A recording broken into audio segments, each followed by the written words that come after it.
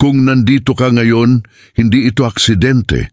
Alam ng isang bagay sa loob mo na ang ilang mga pakikibaka ay hindi dumating upang sirain ka, ngunit upang ibunyag ka.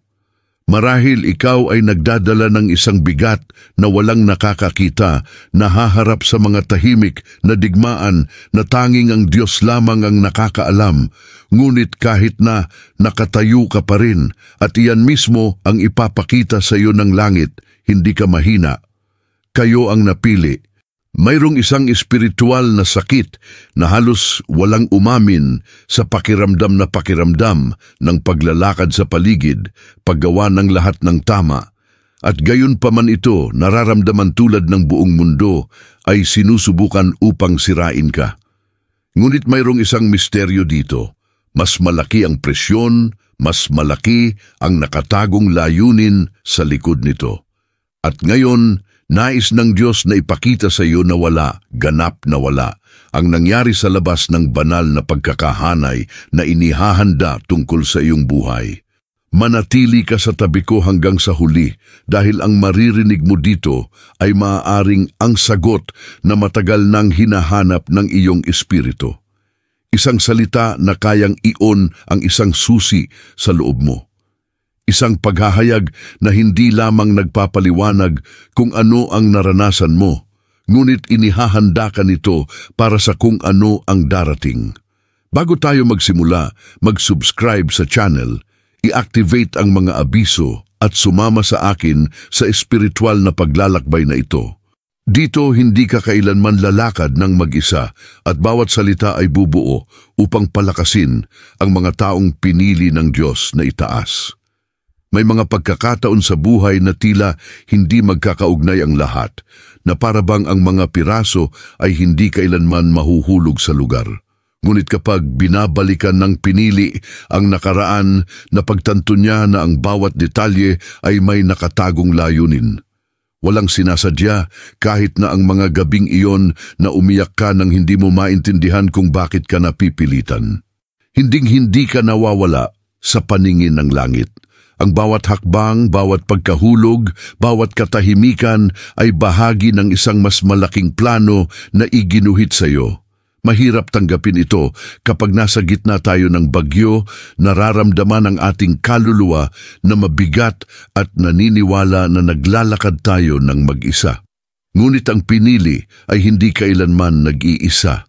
Ito ay palaging pinamumunuan ng mga di nakikitang mga kamay na naglinya ng mga landas na hindi nakikita ng mga mata ng tao.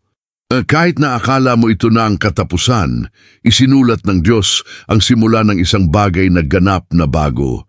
Ang tila pag-abandona ay talagang makalangit na direksyon. At bakit napakaraming labanan? Dahil may isang bagay sa iyo na kailangang magising sa tamang panahon. Ang mga sakit na naranasan mo ay humubog sa iyong pangitain, pinalakas ang iyong spirito at nagbigay ng puwang para sa isang paghahayag na tanging ang mga hiwalay lamang ang maaaring magdala. Kahit anong pinagdaanan mo ay mawawala. Ginamit pa ng langit ang mga sugat bilang kasangkapan ng paghahanda sa mga taong may tadhana na minarkahan ng liwanag. Iyon ang dahilan kung bakit kapag tinitingnan ka ng iba at iniisip na ang buhay ay itinapon ka ng hindi sinasadya, tinitingnan ka ng Diyos at sinabing, "Naroon ako sa lahat ng oras." Ang pinili ay ginagabayan ng mga espiritual na paggalaw na kadalasan ay may katuturan lamang pagkatapos mangyari ang himala. At ang pag-unawa na iyon ay nagbubukas ng pinto sa susunod na punto dahil kung saan may layunin, mayroon ding pagsubok, pagtanggi at isang panloob na lakas na nabuo sa katahimikan. Isa sa pinakamalalim na marka sa paglalakbay ng pinili ay ang pakiramdam na hindi siya nauunawaan. Sinubukan mong ipaliwanag ang iyong sakit, binuksan mo ang iyong puso, humingi ka ng suporta, ngunit madalas siyang makatagpo ng mga saradong pinto, malamig na hitsura at katahimikan na mas masakit kaysa sa mga salita. Ang pagtanggi ay hindi lamang nagmula sa mga estranghero, kundi mula sa mga taong hindi mo akalaing sasaktan ka. Masakit ito, ngunit inihahayag din nito kung sino ang handang lumakad kasama mo sa landas na itinakda ng Diyos. Ang katotohanan ay ang paglilitis ay hindi kailanman kumakatok sa pintuan ng mga taong hindi nagdadala ng layunin. Tanging ang mga nagdadala ng tungkulin ang nakadarama ng bigat ng espiritual na mga pakikibaka na walang nakakakita. Kahit na nagdurugo ka sa loob, patuloy ka pa rin sa pag-unlad. Kahit wala kang lakas, bumangon ka na. At ang paglaban na ito na ipinanganak sa iyo ay hindi nagkataon. Ito ay nagmula sa Diyos na nagpapalakas sa iyo sa katahimikan habang pinagmamasdan ng langit ang iyong katapatan. May mga sakit na maaaring pumutok sa mga piraso ng iyong kaluluwa, ngunit hindi nila inalis ang iyong pananampalataya. At ito ang pinagkaiba ng hinirang. Hindi siya sumusuko, kahit na ang lahat ay tila nakikipagsabwatan laban sa kanya. Kahit na sinubukan nilang ipahiya ka, burahin ka, bawasan ka, ang liwanag sa loob mo ay hindi nawawala. Maaring nag-alinlangan ito, ngunit hindi ito tumigil sa pagniningning dahil pinoprotektahan ng kalangitan ang mga tinawag niya sa pangalan. At ito mismo ang katatagan na naghahanda sa iyo para sa susunod na antas. Hindi mo ito namamalayan, ngunit habang nagdurusa ka, hinuhubog ka ng Diyos. Habang ikaw ay tinanggihan, pinupunit ka niya. Habang umiiyak ka, pinupinuhin ka niya. At ito ay nagdadala sa atin sa susunod na punto. Ang pinili ay pino sa pamamagitan ng apoy at inihahanda para sa isang bagong kabanata na malapit ng magbukas sa harap mo. Napapansin mo na ba na ang ilang mga yugto ng iyong buhay ay napakatindi na tila nakatakdang sirain ka? Ngunit ang apoy na kinakaharap mo ay hindi dumating upang sirain ka. Ito ay dumating upang ibunyag kung ano ang tanging inilalantad ng init ng digmaan.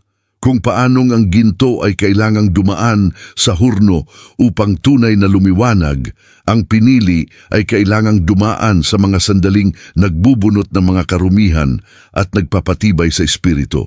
Hindi ka pinarusahan ng Diyos, inihahanda ka niya. Dahil sa apoy na iyong kinakaharap, mas naging sensitibo ka sa tinig ng Diyos at mas lumalaban sa bigat ng mga pangyayari. Sinunog nito ang mga lumang takot, inalis ang emosyonal na pag-asa at pinapakita sa iyo kung ano ang hindi mo nakikita kapag komportable ka. Ang init ng paghihirap ay nagtulak sa iyo sa isang bagong espiritual na posisyon na nagbubukas ng mga landas na hindi kailanman magbubukas hanggat sinusubukan mong mamuhay sa isang karaniwang paraan. Hindi ka tinawag upang manirahan sa mababaw na lugar, kundi sa kailaliman. At kapag pinuhin ng Diyos ang isang tao, binabago niya hindi lamang ang panlabas, kundi pati na rin ang panloob. Nagbago ang paraan ng iyong pananalangin. Nagbago ang paraan ng pagtitiwala mo. Ang paraan ng pagbangon mo pagkatapos ng sakit ay nagpapakita na may bagong bagay na lumilitaw sa loob mo. Ang apoy ay hindi nagbibigay sa iyo ng pagkatao na ikaw ay dati ipinapakita nito kung sino ka noon paman, ngunit hindi mo kilala. Ito ang palatandaan na ang susunod na kabanata ay gumagalaw na sa mundo ng mga espiritu. At iyon ang dahilan kung bakit naramdaman mo sa loob ng iyong sarili ang salpok na ito para sa pagbabago, ang pakiramdam na ito na ang isang bagay na mas malaki ay malapit ng magbukas. Dahil ito talaga. Ang apoy ay hindi dumating ng walang kabuluhan. Binago ka nito para sa susunod na mangyayari. At ang susunod na punto ay nagpapakita nito ng malinaw. Hindi ka nilikha upang magkasya, ikaw ay nilikha upang magbago. Mayroong isang kakulangan sa ginhawa na kasama ng bawat pinili, ang pakiramdam ng hindi ganap na pag-aari kahit saan.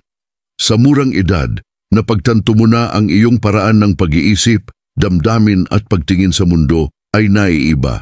At sa loob ng mahabang panahon, sinubukan mong hubugin ang iyong sarili sa mga inaasahan ng iba, upang itago ang iyong lalim, upang palabuin ang iyong liwanag upang hindi mag-abala. Ngunit ang pagtawag na inilagay ng Diyos sa loob mo ay hindi kailanman pinahintulutan ng iyong kaluluwa na magkasya sa mga puwang na napakaliit para sa iyong layunin. Sa katunayan, ang pinili ay dinisenyo upang magdala ng pagbabago, hindi upang sundin ang mga pamantayan. Dahil dito, ang mga kapaligiran kung saan ang lahat ay tila komportable ay nagiging masikip para sa iyo. Ang mababaw na pag-uusap ay nakakapagod sa iyo. Ang mga walang laman na paggalaw ay nakakaabala sa iyo. At ang mga paulit-ulit na landas ay walang katuturan. Ang iyong espiritual na pagkasensitibo ay hindi isang depekto. Ito ay isang kasangkapan. Ang intensity nito ay hindi isang pagmamalabis.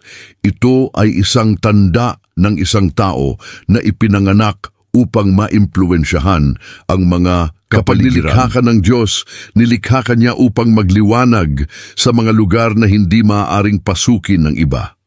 Kailangan mo ng lakas ng loob para iwanan ang mga bagay na hindi mo na kinakalooban. Kaya naman kahit na sinubukan nilang putulin ang iyong kakanyahan, naramdaman mo ang isang bagay na bumangon sa loob mo. Dahil ang tawag ay hindi nawawala, ito ay pulsates. At ang mas malaki ang layunin, mas malaki ang kakulangan sa ginhawa ng sinusubukang mamuhay ng isang ordinaryong buhay. Hindi ka ipinanganak upang magtago. Ipinanganak ka upang baguhin ang mga kapaligiran gamit ang liwanag na dala mo.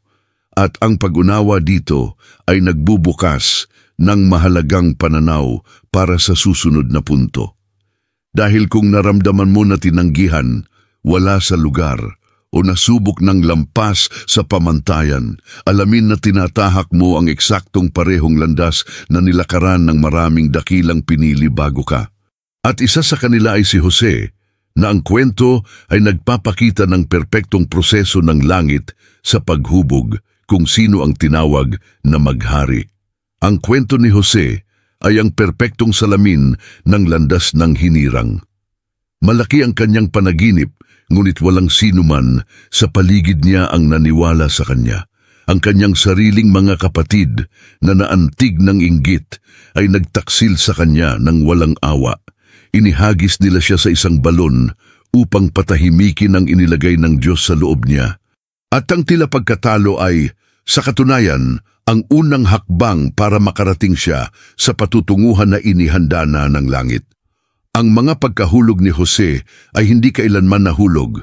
Ang mga ito ay mga pagtulak para sa layuning iyon. Pagkatapos ng balon, dumating ang pang-aalipin. Pagkatapos ng pang-aalipin, dumating ang bilangguan. At ang bawat yugto ay tila mas masahol pa kaysa sa huli. Ngunit ang pinili ay hindi tinutukoy ng kapaligiran kung nasaan siya, kundi ng tawag na dinadala niya. Kahit sa sahig, nakakatawa si Joseph. Kahit na nakadena, ang kanyang ilaw ay nakakuha ng pansin. Kahit na sa kawalang katarungan, ang pagsang-ayon ng Diyos ay sumunod sa kanya tulad ng isang anino na hindi naghihiwalay. Dahil kapag minarkahan ng kalangitan ang isang tao, walang pangyayari na maaring burahin ang markang iyon. At ang pinakakahangahangang bagay ay wala sa mga hakbang na ito ang naantala sa plano ng Diyos. Ang lahat, ng walang eksepsyon, ay nagdala sa kanya na mas malapit sa palasyo.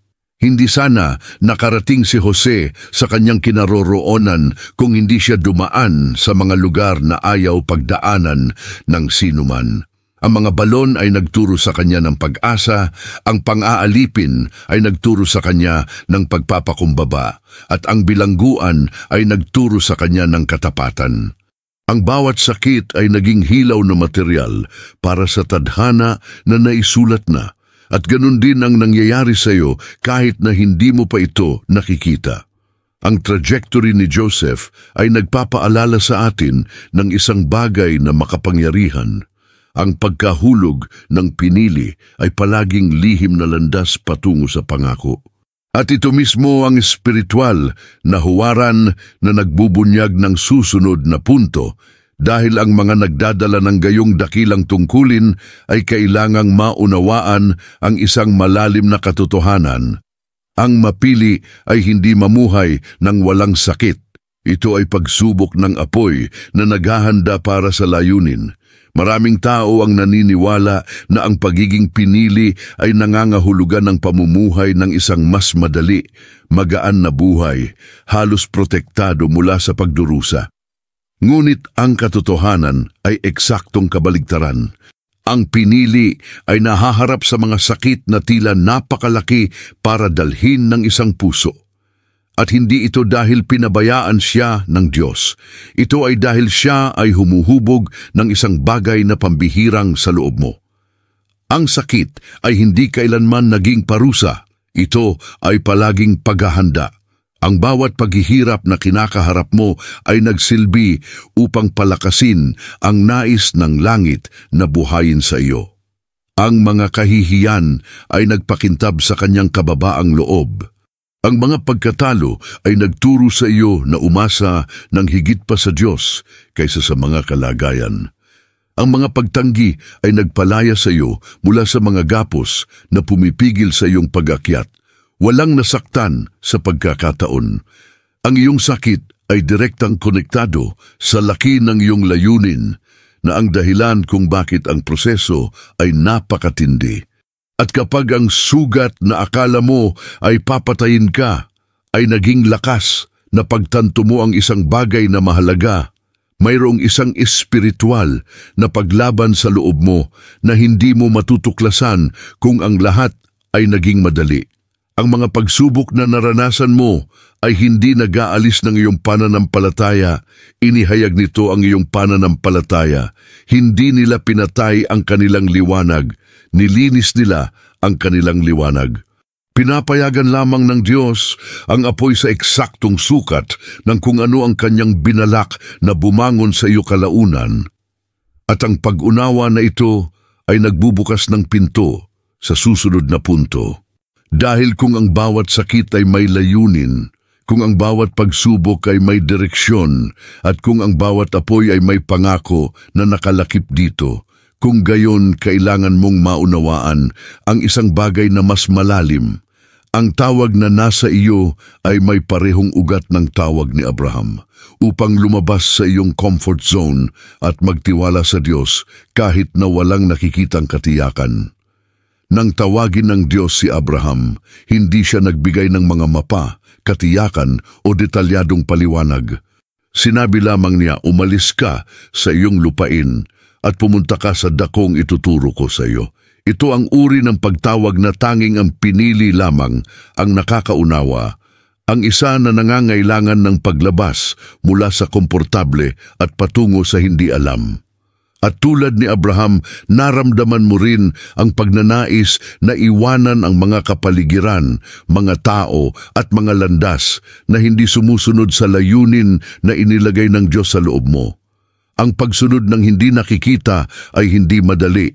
Ang paglalakad ng hindi sigurado sa landas ay nangangailangan ng lakas ng loob na hindi ipinanganak ng tao, kundi ng banal. Ngunit sa tuwing gagawa ka ng isang hakbang, kahit na nanginginig, inirerekomenda ng langit ang iyong pananampalataya. Sa tuwing may naiwan kang isang bagay, inilalapit ka ng Diyos sa isang bagay na mas dakila. Ang tawag ni Abraham ay hindi kailanman tungkol sa lupa mismo, kundi tungkol sa pagbabagong anyo na mangyayari sa loob niya habang siya ay naglalakad, at nangyayari rin iyan sa loob mo. Ang pinakamakapangyarihang bagay tungkol sa paglalakbay na ito ay upang mapagtanto na ang Diyos ay hindi tumatawag ng mga handa ng tao, tinawag niya ang mga taong handa. At habang sumusunod ka, ang mga lumang layer ay nabubulok, ang mga paniniwala na naglilimita ay bumagsak, at ang iyong espiritual na pangitain ay lumalawak.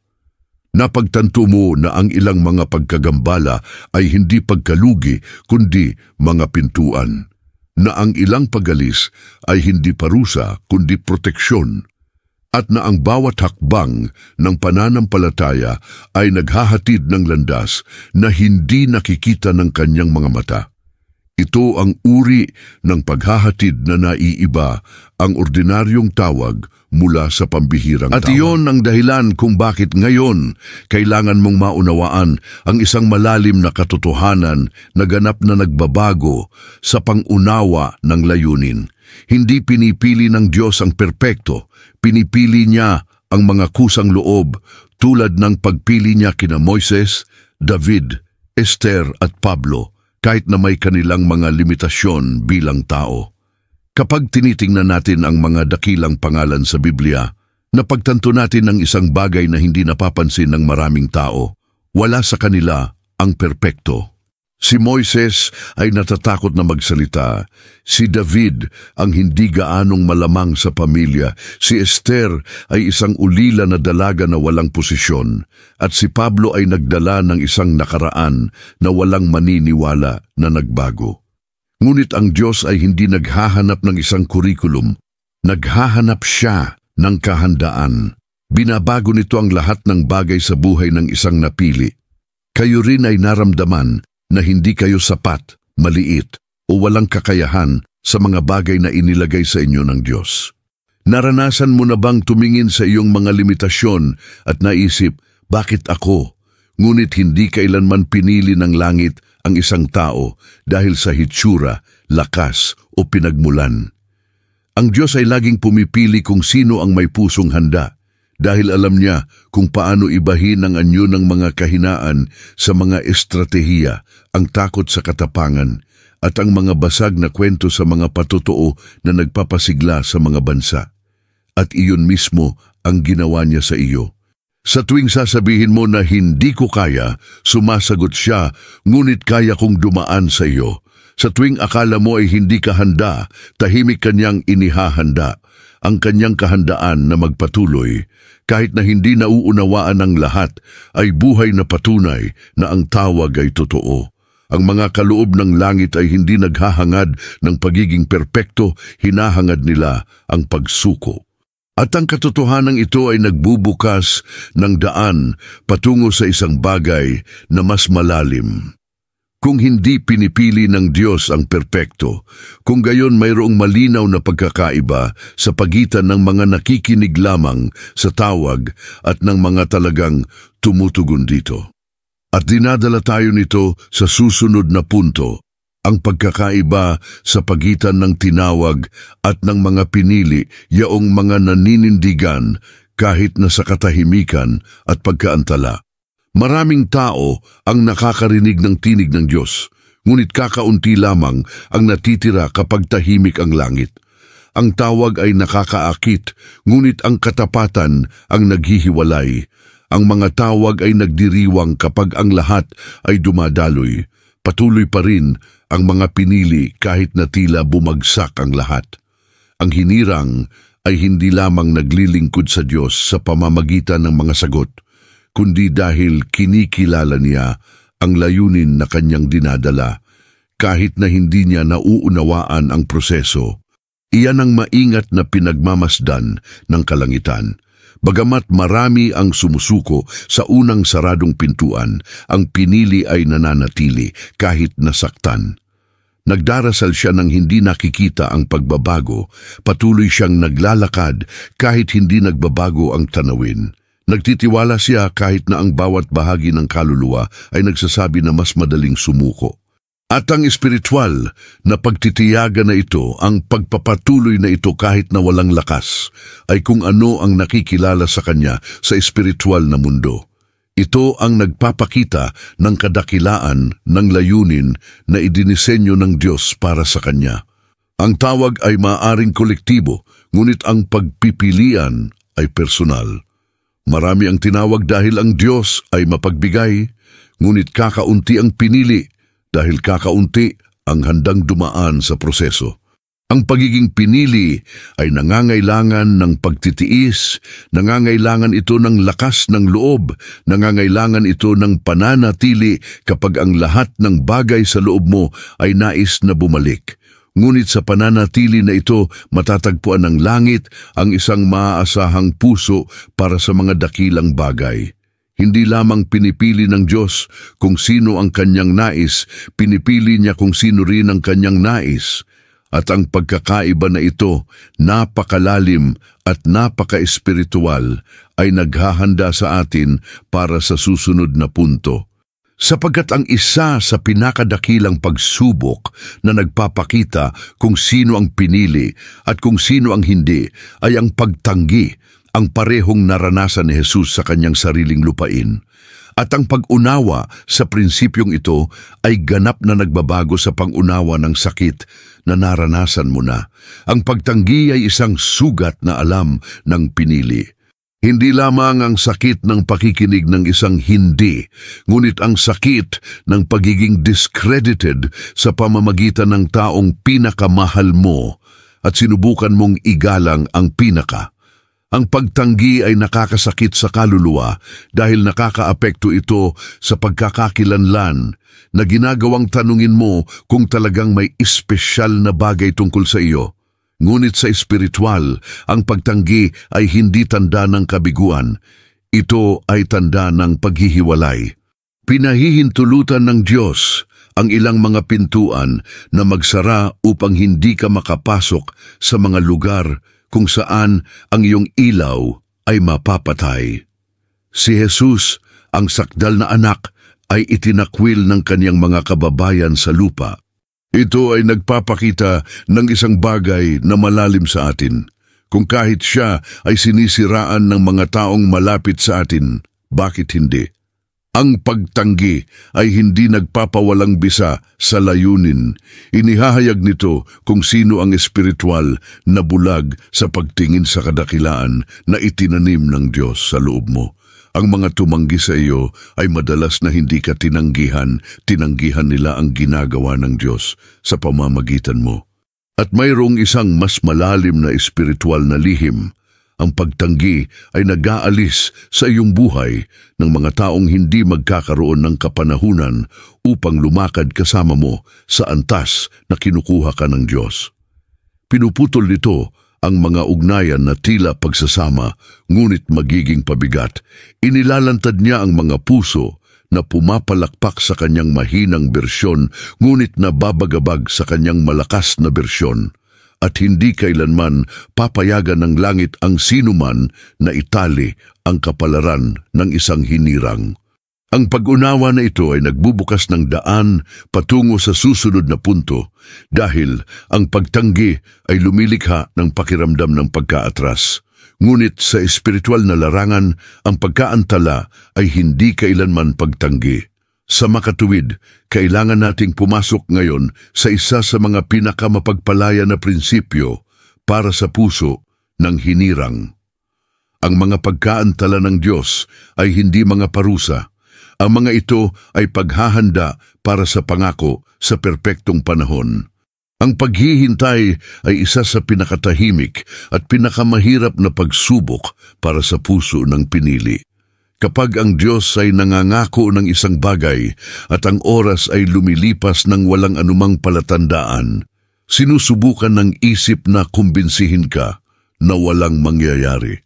Ngunit sa espiritual na larangan, ang pagkaantala ay hindi nangangahulugang pag-abandona. Ang pagkaantala ay hindi pagtanggi, ito ay paghahanda. Hindi ka kailanman hinihintay ng Diyos na parusahan ka, kundi ihanay ang lahat sa eksaktong sandali kung kailan luluwalhatiin ng pangako ang kanyang pangalan. Sina Abraham at Sarah ang buhay na larawan nito. Nakatanggap sila ng isang pangako na tila imposible kahit na sa araw na inihayag ito.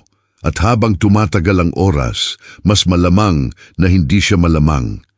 Ngunit nang maubos na ang pag-asa ng tao, ay ipinakita ng Diyos ang kanyang supernatural na lakas. Dahil hindi tinutupad ng langit ang mga pangako kapag madali ang mga ito, tinutupad niya ang mga ito, samantalang ang mga ito ay may uugnay lamang sa banal na interbensyon. Ang pagkaantala ay gumagana rin sa loob mo. Itinuturo niya sa iyo ang pag-asa, pinalalakas ang iyong pananampalataya, hinuhubog ang iyong pagkatao at sinisira ang pagkabalisa na magtutulak sa iyo na maunawaan ang anumang bagay na walang layunin. Ang paghihintay ay hindi nagpapaliit sa pinili, nililinis nito ang pinili. Dahil kapag dumating na ang pagpapala, hindi ka na ang taong humingi nito. Ikaw ay isang tao na handang ipagpatuloy ang iyong hinihingi. Ang pagiging atrasado ay isang espiritual na duyan para sa mga bagay na hindi pa ipinanganak. At ang pag-unawa na ito ay nagbubukas ng pinto sa isang bagay na mas dakila, dahil pagkatapos ng pagkaantala, ang pinili ay hindi bumalik sa parehong estado. Pumapasok siya sa isang mas malalim na antas ng pagkakakilanlan, layunin at pagbabagong anyo. At ito ang nagdadala sa atin sa susunod na punto. Ang tunay na pagbabagong anyo ng hinirang ay hindi isang pagkawala, kundi isang banal na muling pagsilang na nag-uugnay sa kanya sa kawalang hanggan. Ang pagbabagong anyo ng pinili ay hindi kailanman mababaw. Nagsisimula ito sa kaluluwa, sa lugar kung saan walang nakakakita, kung saan hinahawakan ng Diyos kung ano ang kailangang pagalingin, ibalik at muling ihanay. Ito ang dahilan kung bakit ang espiritual na paglalakbay ay kadalasang nakakaramdam ng kalungkutan, dahil ang langit ay gumagana sa kailaliman na hindi nakikita ng mundo. At ang pagbabagong anyo na ito ay hindi magdadala sa iyo pabalik sa kung sino ka.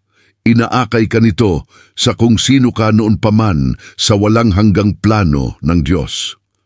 Napakalalim ng prosesong ito na binabago pa nito ang paraan ng pagtingin mo sa buhay. Mga bagay na minsan ay yumanig sa iyo ay wala ng kapangyarihan. Ang mga paghihirap na dating nagpabagsak sa iyo ngayon ay nagpapalakas sa iyo. Ang pagbabagong anyo ay nag-uugnay sa iyo sa walang hanggang layunin, isa na hindi nakasalalay sa edad, kalagayan o nakaraan. Si Elias ay isang buhay na halimbawa nito, isang ordinaryong tao, pagod, mahina, kaya't siya'y naaayon sa kalangitan na siya ay dinala sa isang karwahe ng apoy. Dahil sa kanyang pagbabagong anyo, siya ay walang hanggan. Kapag binago ng Diyos ang isang hinirang, hindi niya pinahuhusay ang tao, binubuhay niya sila. Ang ilang mga pintuan ay nagsasara, ang ilang mga tao ay lumipat palayo, ang ilang mga antas ay nagtapos, hindi dahil sa pagkawala, ngunit dahil ang lumang bersyon ay hindi na maaaring dalhin ang bigat ng kaluwalhatian na darating. Ang tunay na pagbabagong anyo ay hindi nagpapababa sa iyo, itinataas ka nito. Hindi ka nito pinapahina, pinalalakas ka nito. Hindi ka nito itinatali sa nakaraan, itinutulak ka nito sa tadhana. At ito ay eksakto sa puntong ito na ang susunod na antas ay nagsisimula. Dahil kapag ang tabing ay bumaba mula sa iyong espiritual na mga mata, napagtanto mo na walang karaniwan sa iyong kasaysayan. Bawat bahagi ng kanyang buhay ay tumutukoy sa paggising ng layunin. At iyan ang nagdadala sa atin sa susunod na punto, ang pagpunit ng tabing, ang sandali kung kailan nauunawaan ng pinili na hindi siya nilikha para sa isang ordinaryong buhay. May mga sandali sa buhay ng pinili na isang bagay na nagising lamang. Hindi ito isang nakikitang pangyayari, hindi ito naririnig na tinig. Ito ay tulad ng isang tabing na nahuhulog mula sa loob palabas. Bigla sinimulan mong mapagtanto na walang anumang bagay sa iyong kwento ang pangkaraniwan at na ang bawat detalye, bawat sakit at bawat katahimikan ay naglalagay ng pundasyon. Ito ang sandali kung kailan kinikilala ng Espiritu kung ano ang sinusubukan pa ring maunawaan ng isipan. Ang paggising na iyon ay hindi nangyayari kapag maayos na ang lahat. Dumarating ito sa mga araw na hindi mo na ito kayang tiisin. Sa mga araw na iniisip mong sumuko, ngunit may isang bagay sa loob na ayaw mong tumigil. Ito ay ang Diyos na pinupunit ang tabing at nagbubunyag. Hindi ka kailanman maliit, hindi ka kailanman nakalimutan, hindi ka kailanman karaniwan. Ang pakiramdam ay ang pagtingin sa mga bagong mata, pag-unawa sa mga koneksyon, palatandaan at espiritual na paggalaw na dati ay hindi napapansin. At kapag nahulog ang tabing, sa wakas ay nauunawaan mo na ikaw ay itinalaga mula pa sa simula. Nagsisimula kang makilala ang mga espiritual na huwaran upang makita ang kamay ng Diyos sa mga lugar kung saan minsan mo lamang nakita ang kaguluhan. Nagsisimula siyang makaramdam ng isang lakas na hindi sa kanya, isang pagkakahanay na tila imposibleng ipaliwanag. Ipinapakita sa iyo ng langit na ang lahat ng naranasan mo ay sinasanay na, at na ang tawag na dinadala mo ay hindi ipinanganak kahapon. Natutulog ito, naghihintay para sa tamang sandali upang maisaaktibo. Ang paggising na ito ay isang sandali ng watershed dahil binabago nito ang kahulugan hindi lamang ng iyong paningin, kundi pati na rin ng iyong pagkakakilanlan. At ngayon na nauunawaan mo na hindi ito karaniwan, panahon na upang maunawaan ang isang bagay na mas malalim, kahit na ang iyong mga kabiguan ay bahagi ng proseso, tulad ng nangyari kay Pedro, na ang pagkahulog ay humantong sa kanya ng direkta sa kanyang tungkulin. Si Pedro ay isa sa mga pinakadakilang halimbawa kung paano ang pagkabigo ay maaaring maging gateway sa layunin. Malakas ang kanyang puso, ngunit mahina ang pagkatao. Sa sandaling nangako siya ng pinakamaraming katapatan, iyon ang sandali kung kailan siya ang pinakanabigo. Itinanggi niya si Jesus, nahihiya, nakita niya ang kanyang sarili na nasira sa loob. At gayon paman, doon mismo, sa masakit na pagkahulog na iyon, inihanda ito ng Diyos upang maging isa sa mga mahahalagang haligi ng iglesia. Ang kabiguan ay hindi sumira kay Pedro, muling inilagay ito. Ilang beses mo na ring naramdaman ang ganito. Iniisip na sinira mo ang lahat, na hindi ka na magagamit ng Diyos, na ang iyong kahinaan ay napakalaki. Ngunit ang biyaya ng Diyos ay hindi gumagana tulad ng paghatol ng tao. Habang ang mundo ay nagtuturo ng kamalian, ang Diyos ay tumitingin sa puso. Habang ang mundo ay nakakakita ng pagbagsak, ang Diyos ay nakakakita ng matabang lupa. Ang kahihiyan na naranasan mo ay hindi ang iyong pangungusap. Ito ay ang katibayan kung gaano pa rin nais ng langit na iangat ka. Ang nangyayari sa mga pinili ay kahit na ang kanilang mga pagkukulang ay hinuhubog ng Espiritu. Ginagamit ng Diyos ang pagsisisi upang dalisayin, ginagamit ang sakit upang palakasin, ginagamit ang pagkahulog upang mag-redirect. Si Pedro ay hindi naging pinuno dahil siya ay perpekto. Naging pinuno siya dahil pinahintulutan niya ang Diyos na ibalik ang nasira sa loob niya. At sa parehong paraan, mayroong isang pagpapanumbalik na nangyayari sa loob mo. Kahit na masakit pa rin na tingnan ang ilang bahagi ng iyong kwento. At ang pagpapanumbalik na ito ay naghahanda sa puso para sa isang bagay na mahalaga, lubos na pagsuko sa plano ng Diyos. Dahil matapos maunawaan ng pinili na kahit ang kanyang kahinaan ay may layunin, tumigil siya sa pakikipaglaban sa proseso at nagsimulang sumuko dito. At dinadala tayo nito sa susunod na punto. Ang tunay na tagumpay ng pinili ay nagmumula sa pagsuko, tulad ng pagsuko ni Esther upang yakapin ang kanyang misyon. May isang sandali sa paglalakbay ng pinili na hindi na makatwiran ang pakikipaglaban sa proseso. Pagod na pagod ang kaluluwa sa pagsisikap na kontrolin ang hindi nakasalalay dito. At doon nangyayari ang tunay na espiritual na pagbabago. Kapag ang puso ay sumuko, hindi ito sumusuko, ito ay pagsuko. Ito ay pagkilala na nakikita ng Diyos ang hindi mo nakikita, alam kung ano ang hindi mo pa nalalaman, at nasa dulo na siya ng daan habang ikaw ay nasa simula pa rin.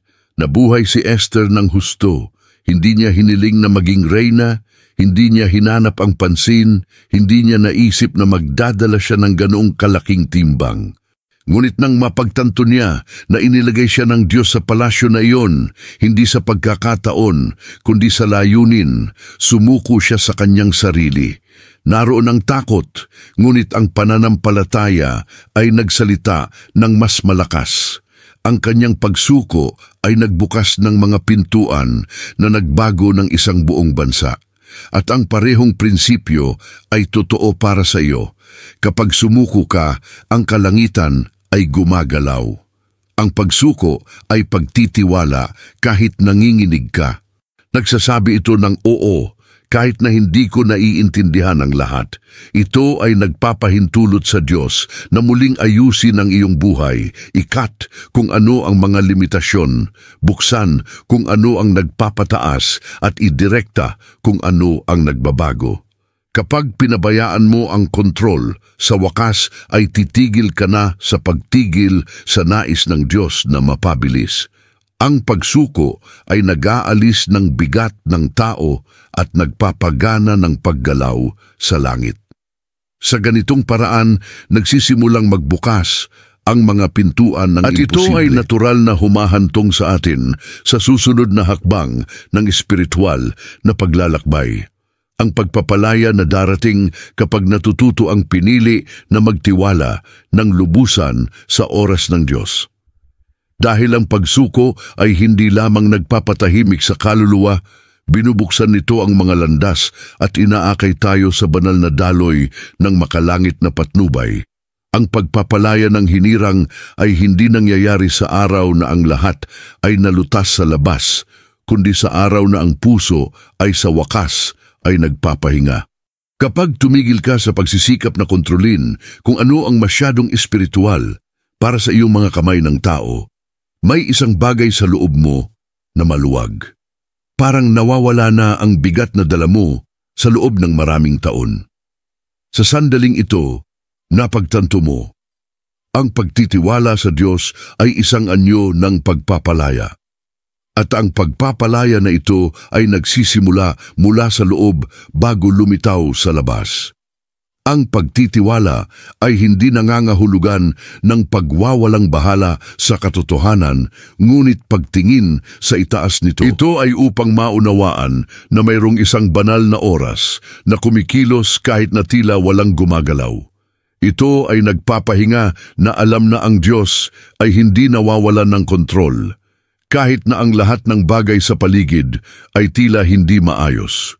Kapag ang pinili ay nagtitiwala, ang takot ay nawawalan ng lakas, ang pagkabalisa ay nawawalan ng espasyo, at ang kaluluwa ay nakakahanap ng isang bagong ritmo, ang ritmo ng langit.